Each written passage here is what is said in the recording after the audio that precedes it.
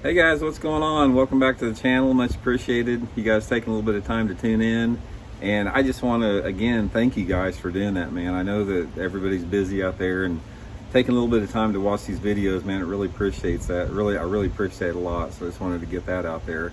And today I'm going to give you guys some tips and from what I've learned, why I fish small crankbaits in the late summer and in the fall time of the year, why they work good, maybe bust a few myths, that type of stuff, and sort of go over with you guys what I think are the three of the best ones you can use, and basically just how I fish them and that type of stuff.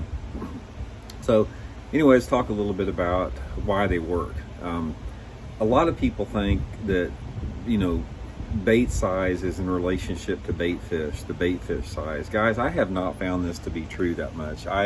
You know, it's easy to say that you want to match the hatch as far as color goes and size, but for me, I think that is overweighed by the fact that bass is an opportunistic predator, and they're not really concerned about the size of the fish. If they think they can get it, they think they can eat it, they're going to. And in fall time of the year, when you're talking about late summer and fall, a lot of people say, well, you know, the bait fish are small, you know, the shad have been spawning throughout the summer, which they do, and the shad are small this time of year. You know, don't get me wrong, that could have some factor on it, but to me that doesn't have as much a factor as what I'm going to go over here. In my opinion, one of the top reasons that small crankbaits excel during the late summer and fall time of the year is because you've got a combination of factors going on. A lot of times you have water levels that are beginning to fall. Man-made impoundments, traditionally in the fall time of the year, after the hot part of the summer, you know, the water's starting to come down, get a little bit lower than some of the full summer pools.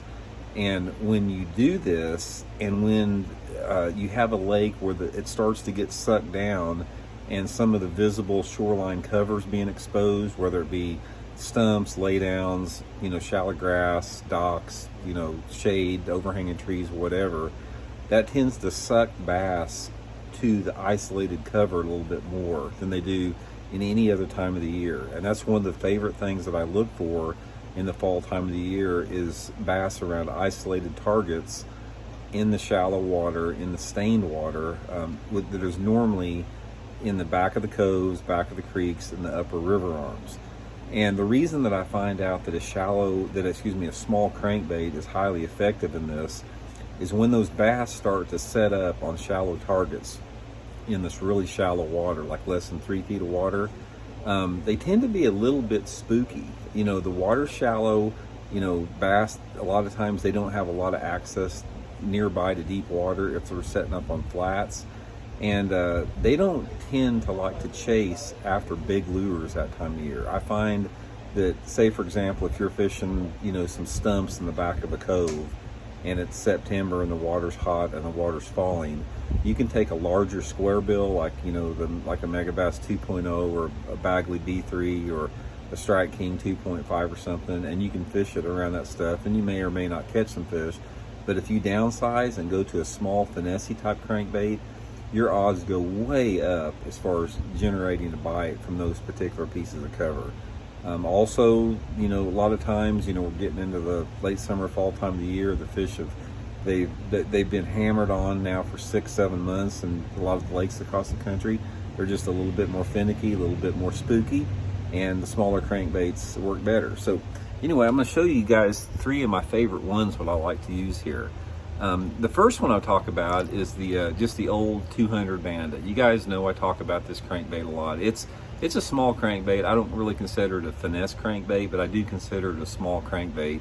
And I've talked about this bait before. This thing is a cheaply made bait. The components are cheap on it, but it catches bass. There's something about it in the late summer and the fall time of the year that really produces for me. So I like the 200 Bandit some. The second one that I use quite a bit is the Megabass MR Griffin.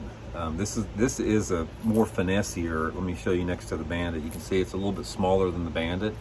So this is what I consider a finesse crankbait, the MR Griffin. This bait will run about 4 foot deep. Most of the time I do not like any type of a rattle in a bait. The MR Griffin has a very, you can hear that, just a very, very subtle it's not even a rattle. The BBs in the thing are tiny, so it's got a really unique sound to it. And the profile of the bait being small, yet it has some girth to it. It generates numbers and size of fish both. This is one of my favorite baits to crank around shallot cover. And my third, and specifically I like the Bandit and the MR Griffin around wood cover. The third one that I use quite a bit is the old Shad Rap. This is a Finesse number 5 Shad Rap. And I like the Shad Rap in the summertime of the year around any type of shallow rock. If you got riprap, rocky banks, that type of stuff, there's something about this thing. It's really shaddy looking. It's a small bait. Most people don't fish the Shad Rap in the summer. They think it is a cold water bait, but guys, the Shad Rap is a great summertime lure to catch bass on. It really is. When Rick Clunn won the Bassmaster Classic in August in the Arkansas River at Pine Bluff, he caught a lot of his last day fish on a Shad Rap in the summertime. So those are my 3 different crankbaits right there. I use a different variety of them like that, but those are 3 that work pretty good for me. Most of the time I'm fishing these on 12 to 15 pound test fluorocarbon line. I'm not making very long casts with them. Usually they're around that type of targets, and I mix it up, the colors really based upon the sunlight conditions, water clarity, that type of stuff. In general, what you're going to find in small crankbait fishing this time of year, you get more bites on a shad pattern, you get fewer bites on a chartreuse or a perch, but they tend to be bigger fish on a chartreuse or perch. So anyway, guys, that's just a few quick tips. We're getting into one of my favorite times of the year, this small crankbait fishing in shallow water. I love to do it. It's one of my favorite ways to catch them all over the country. Give it a try, man. Let me know what you guys think about it. And again, thanks for tuning in. Much appreciated. Please hit that subscribe button if you haven't, guys, and we'll be back soon. See you.